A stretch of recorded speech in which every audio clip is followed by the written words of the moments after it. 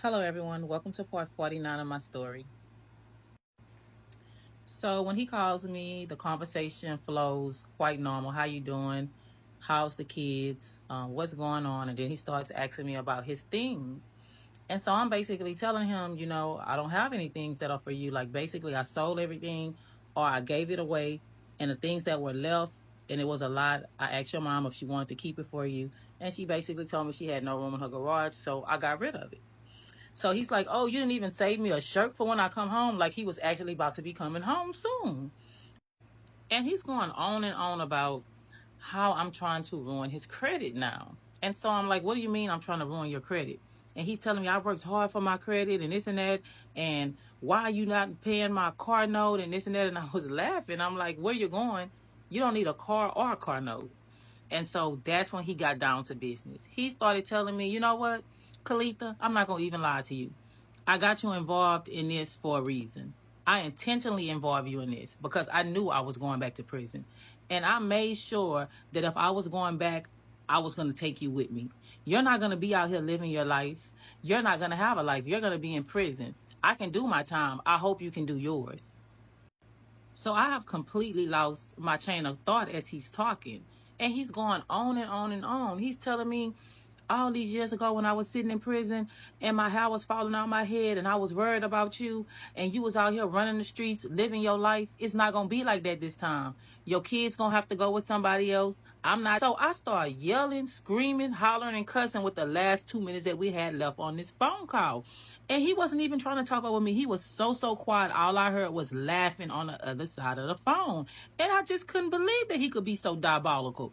And so when the phone hung up and stuff, I was sitting there literally shaking because I was trying to figure out what kind of person would do something like this to the mother of your children.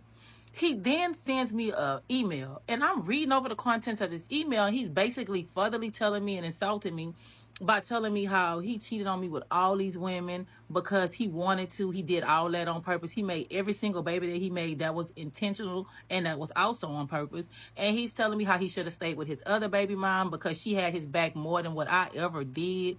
And so I'm just reading this email all the way to the part where he tells me basically checkmate. Like he's telling me at this point, I'm thinking hard. I'm thinking so hard. I'm literally like 2 weeks from having to be sentenced, and he called me and he said this to me over the phone. And at that point, I knew that it would never be another day that I would ever speak to him again. Like there would be absolutely nothing in this world that he would ever be able to tell me for him to sit there and unravel and say the things that he had said in that moment to me on the phone because he was in there. He wanted me to be in there too. And it was hurtful. Like at the time, I was literally sitting there and I didn't know who to call, who to share this information with, and who to tell this stuff to because it was so shameful and so embarrassing.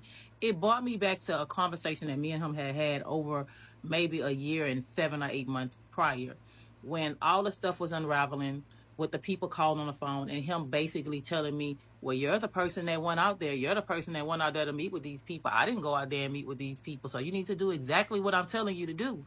All that was nothing but game. All that was nothing but lies.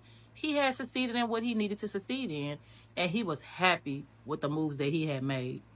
But as I sit here, I'm completely devastated at this point. Like, I cannot believe that this man that I call myself loving and dedicating my life to and having his kids has just basically told me that he intentionally put me in a situation so that I could feel his pain, so that when he did go down, I can go to prison with him.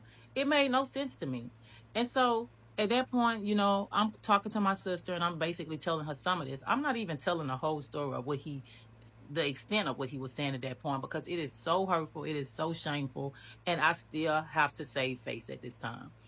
And so I'm talking to my attorney, and my attorney is basically telling me that they're not going to reset this court date, that the date is set in stone, and that's the date that I need to prepare to come before the judge in the courts. So I'm now preparing myself for court. I'm preparing my kids to leave and go their own separate ways. And it's hard. Like that moment, it was like one of the hardest moments of my life.